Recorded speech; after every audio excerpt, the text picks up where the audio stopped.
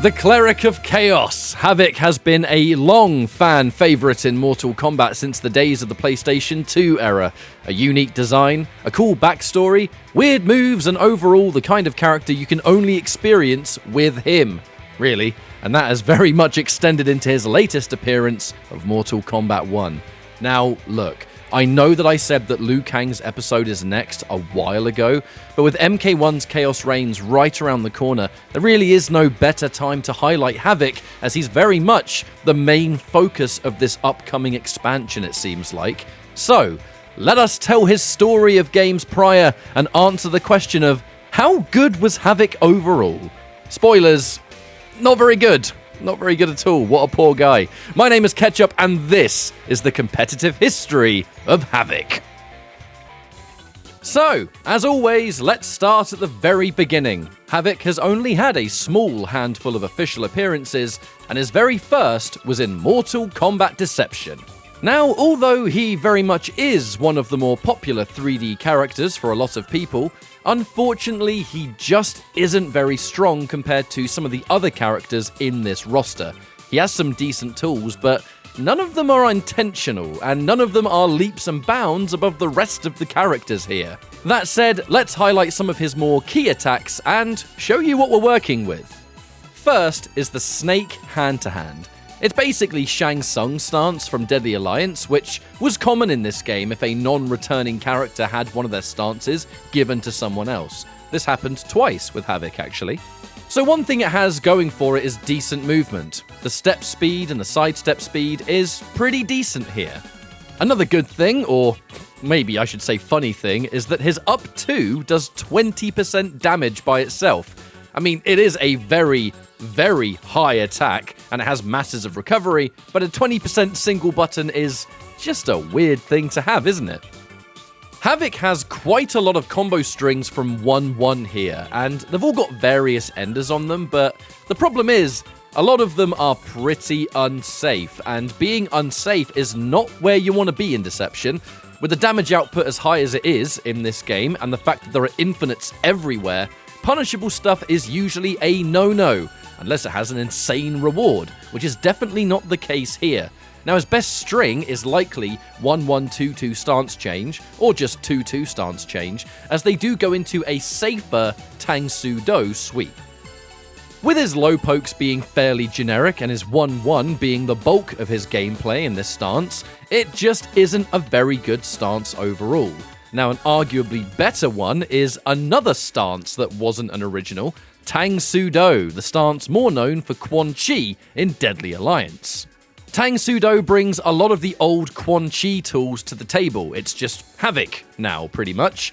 Your back 1 mid having a low ender in back 1-4. Your back 1-3-3 having a mid ender instead. Both of these options are definitely not safe on block, and certain combo strings from the 1-1 string, if you've ever played 3D Mortal Kombat, you've probably seen Quan Chi doing all these weird palm strikes and getting hit by all the stuff afterwards. The most usable string with this in particular is 1-1-2-3-4, which has a sweep at the end. There's actually a weird thing here where after certain strings, the sweep is safer than it usually is, even though it's the same animation, which is why even though back 1-4 is unsafe, this one and the ones from the stance change of Snake aren't as unsafe. It's definitely weird, but you kinda tend not to question things like this in 3D Mortal Kombat. The final thing to mention about this stance is his forward 2. Now this is where Deception comes into play. Deception is all about broken stuff, and this is probably the most broken thing that HAVIK has here. You see, his throw will launch the opponent on hit. Now, only a few characters have launching throws, and HAVIK is one of them, and his entire game plan is built around it because it's definitely his strongest tool. Forward 2 has a knockdown that allows HAVIK to dash in, sidestep on their wake up, and meaty a throw at just the right time to allow a free throw. Because it launches, you can either cash out your damage with the combo, or try to end with forward 2 again for a similar situation. This free throw stuff always looks so weird in this game, but it's because there's no wake-up system of any kind, and there's no throw tech either. If you sidestep the opponent, it kind of messes with their ability to move, just long enough that they can't escape the throw, and That is what knockdown-based free throws normally involve, and like I said, this is definitely Havik's strongest tool. The final stance is, as always, Weapon, where his famous Morning Star debuts. Unfortunately, mechanically, this thing sucks. It is unsafe again, and is generally kind of limited in what you can do with it. You got some basic moves here. The back 1 acts like a sweep, up 3 is like a built-in sidestep, but it's kind of slow. Standing 3 is a launcher that has a bit of pushback, I guess, but just look at the recovery on all of this stuff. Is it really worth getting blocked once and hit by a huge combo or infinite loop by your opponent? I don't think so. Now he does get a free throw from both standing 1 and 2-2-2, which as I just mentioned is Havik's game plan. But you need to very quickly swap to Tang Soo Do if you want to enforce a knockdown situation from forward 2, which I gotta say, is kinda tricky. Now finally, let's talk about his special moves, because gameplay-wise, I would say they are the most memorable part of his game plan, even though mechanically the moves aren't very good due to, again, lack of safety. Torso Spin is an 18% charge attack. It's simple, but it gets the job done. Havik also has a diving low attack that is faster than you'd think and is something I used to get hit by all the time. He's got a low projectile, which as far as projectiles go isn't very good, as it's just kind of too slow to be useful. And speaking of slow, he has not 1 but 2 taunts that heal him slightly, but are very slow to execute. You're unlikely to get these consistently without getting hit by something in the process, which was, to be fair, a common issue with taunts in 3D Mortal Kombat. Right, Deception Havik, while interesting from a character design point, is rather forgettable in the meta. His lack of safety, even with backdash cancel being a technique in this game, is far too severe to ignore. But he does at least have a busted throw that can create good situations should you manage to hit one. Havik's good tools are only there because of unintended gameplay mechanics, but to be fair, that's often quite a lot of situations in this game. If you remove things like free throw on the ground and the walk-up sidestep throw, he would be super bottom tier, because he's got no safety. But because he can at least have something busted, I often see him around the common mid-tier or so. Not because of his own merits really, but because there's just definitely worse characters that have less to work with. In Mortal Kombat Armageddon, his next appearance, Havik on face value appears to be completely identical.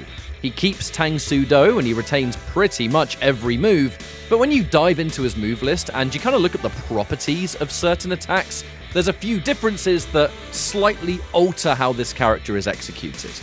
The first thing I want to talk about is his Tang Soo Do forward 3. This move existed in Deception as well, but it's more important in this game for a couple of reasons. Forward 3's grounded hit reaction sets up a throw situation, similar to what forward 2 was doing in Deception. Now, looping forward 3 into throw as the throw still launches is a staple of Havik's offense in Armageddon. And now, I say Armageddon specifically because this didn't exist in Deception for one reason. In Deception, forward 3 versus a launched opponent would have a significant hit reaction difference that would prevent this weird knockdown that you can see in Armageddon. The reaction was exactly the same on the ground, and they kind of traveled the same distance as well, but in the air, it simply didn't work the same way. Now, this wasn't a problem, because in Deception, Havik can just forward 2 to end things, and then do the sidestep throw trick that I mentioned earlier. But interestingly, he actually can't do this in Armageddon, as the forward 2 also has a new hit reaction that's more of a spinning knockdown and less of a long splat animation. Pretty much look at it this way. In Deception, you end things in forward 2, and in Armageddon, it's forward 3. That is what you want to use. And from what I've seen online, the throw loops from forward 3 in Armageddon were actually removed in the Wii version, because that version came out significantly later than Xbox and PlayStation 2.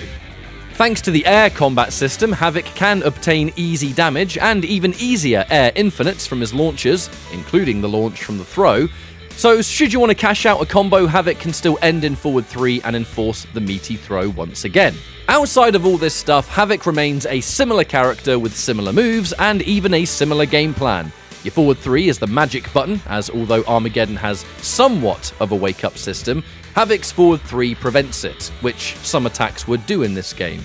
It's why the throw loop exists in the first place, and as such, HAVIK doesn't exactly change in viability. He's functionally the same character, with even the same weaknesses, and the same issue is that there's just a lot more better characters overall.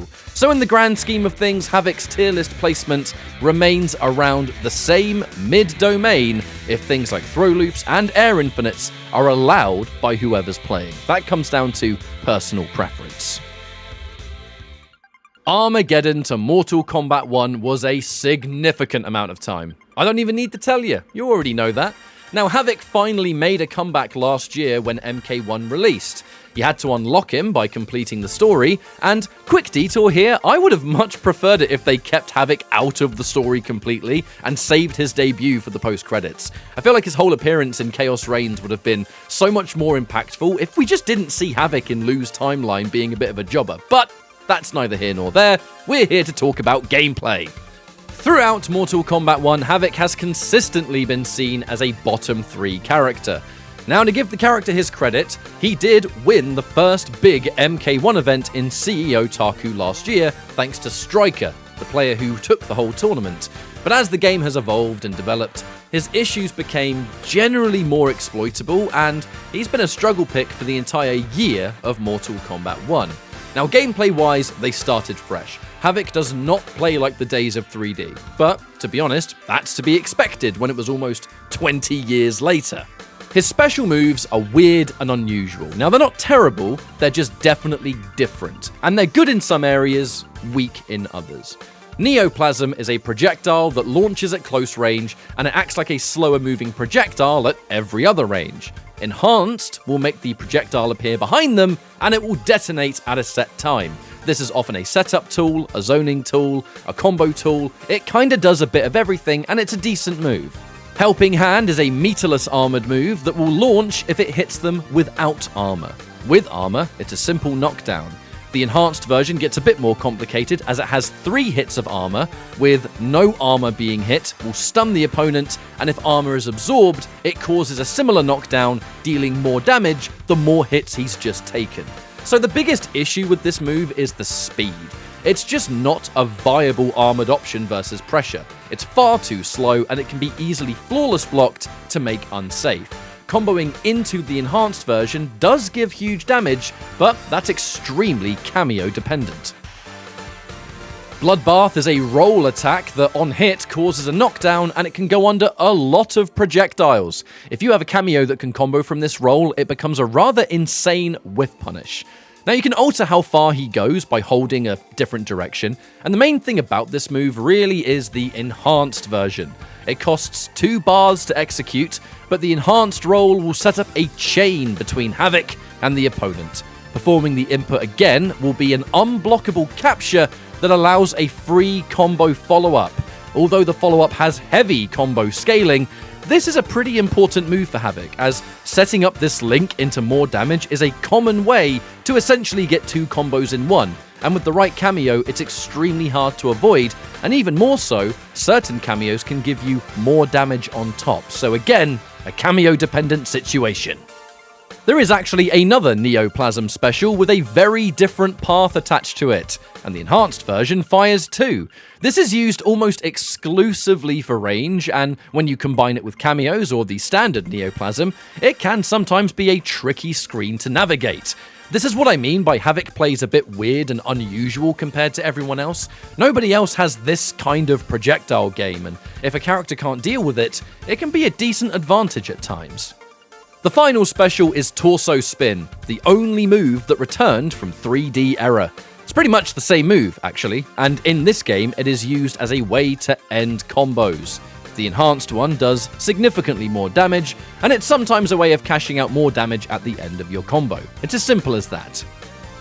Strings and normals are quite important for this character to say the least, as there is a fair bit going on. Back 2-2 is an advancing mid that has a grab follow-up and a standard low ender. Now there's somewhat of a mix-up here, but depending on your cameo, it will alter the reward of a successful hit. Back 2 sadly does have an issue where, although it's technically a mid, it can be low profiled by attacks and hit by stuff that a mid really shouldn't get hit by. but on the other side, it's got decent range, it can sometimes function as a mid, and if you get hit out of things, Havik is technically airborne, so he's at least not going to hit by some kind of crazy combo. 1-1 is an easy combo starter, and it's plus on block, with 1-1-2 being an overhead ender that's also plus on block.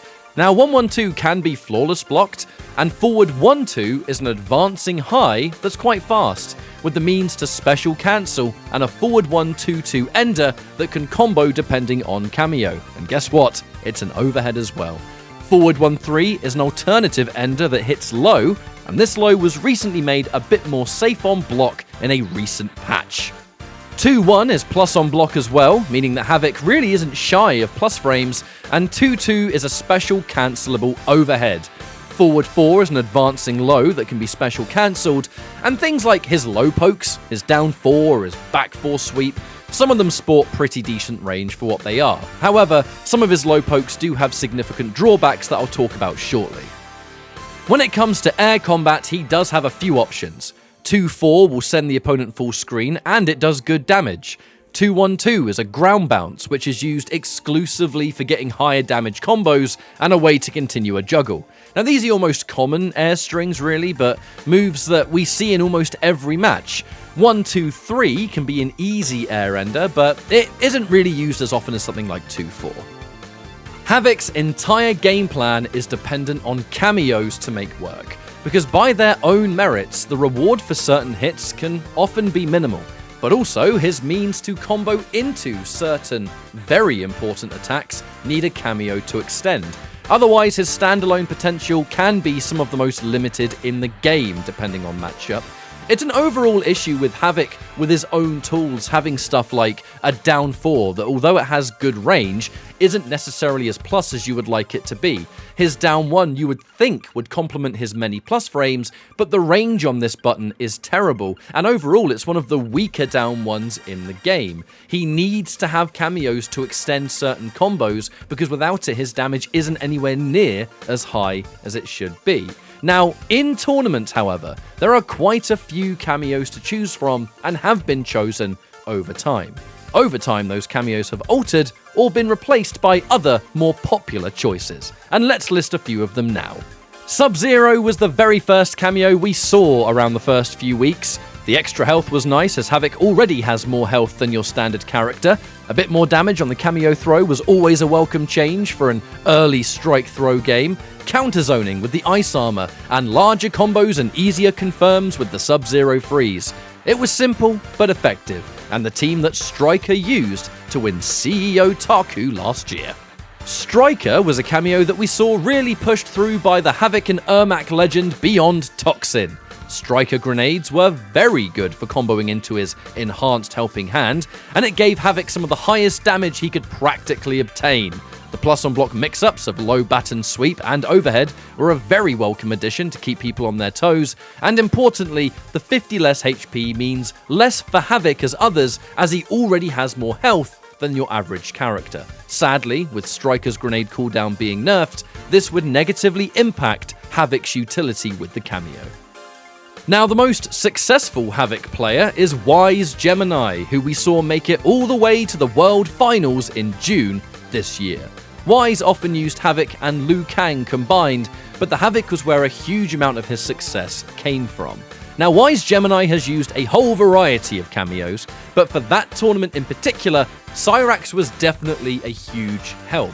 However, it's kind of hard to count that in this video when we're talking about recent cameos, because that was a different version of Cyrax that had properties he shouldn't have had, pretty much. Think of it more as a pre-nerf Cyrax that would have worked back then, but shouldn't have worked at the time. The reason I'm still mentioning it here, though, is because it was the Scorpion cameo that Wise would additionally bring to the competitive table, something that Wise really believed in. Combo extenders with the up flame, spear retreat to give Havik a more reliable armored move than the helping hand he usually has. You have weird setups for days and some really creative situations. Not to mention using Scorpion mid-zoning to meat shield an opponent's projectile, which was something very important back when the Kung Lao low hat meta was a thing. EU HAVIK player Anas Bananas has been enjoying a ton of Darius from what I've been seeing on social media, which is definitely really nice considering Darius' recent buffs into some pretty wild mix-up situations, on top of extra health, which HAVIK is happily going to take. And finally, Movado, who gives HAVIK combos from things that usually do not work, making certain combo strings more dangerous as now he gets damage, combos from his back to throw or low mix-up regardless of where they get hit. Grab combos, you have more plus frames with things like 1-1 Nomad's Touch, and truthfully I've mentioned Movado because I think Mustard would kill me if I didn't mention it. My point is, HAVIK actually has quite a lot of cameo potential, and there are other cameos we see in competitive that I haven't even mentioned on this list, and the cameos all offer different things, which I do suppose is the entire point of Mortal Kombat 1, but he's super reliant on them, and has been for an entire year if we're talking really significant buffs. HAVIK over the entire first year of this game has not received anything major, and it's one of the main reasons he's been kind of a struggle character. He's got some really hard matchups, and he lacks some of the tools to turn the tide in his favour. Not to mention the main cameos that he would use at the time would often get nerfed, which would impact HAVIK a significant amount. Cyrax nerf hurt HAVIK, Striker nerf hurt HAVIK, the changes to combo damage hurt HAVIK, and the fact that if you want to go for any kind of defensive option, it's actually often more expensive for HAVIK, because if you're trying to do the enhanced arm reversal, you not only have to go for the move on its own, but you got to cover it with a cameo, meaning that one armored reversal, instead of being just 1 bar of meter, is 1 bar of meter and 1 cameo. His defense is one of the weakest parts about him, and everything can be quite expensive in that regard. HAVIK. It's been a rough year for you, mate. There's been a lot going on with the meta, and HAVIK seems to not really fit into any of them over time. Is this where it ends for our humble little weird man? With the upcoming Chaos Reigns expansion, it seems that HAVIK is finally receiving an absolute ton of changes and, importantly, buffs. From combat casts to dev matches we've seen on the official streams, HAVIK is getting what looks like a laundry list of changes. We've seen a new low launching special. His helping hand has been sped up to be an actual reversal now. Some of the on-hit properties of some of his air moves have been changed. We can enhance the rolls unblockable, and we don't even know what it does yet. He's got this weird air special move that looks like almost a dive kick, and it's a launching overhead or something? Like, I guess it makes sense to finally give HAVIK the love that he needs in the expansion that features him heavily. And from what it looks like, he could be a serious threat in the world of high level come year 2 of the game. It has been a long wait, but one that is hopefully worth it for the HAVIK players all around the globe. Whether you've played HAVIK in all 3 games or just one, he has been an iconic member of the Mortal Kombat roster, and with Titan HAVIK on the way, we'll see just how different his competitive journey shapes up when year 2 of Mortal Kombat 1 officially drops. Thank you for joining me on this journey, and I will see you next time.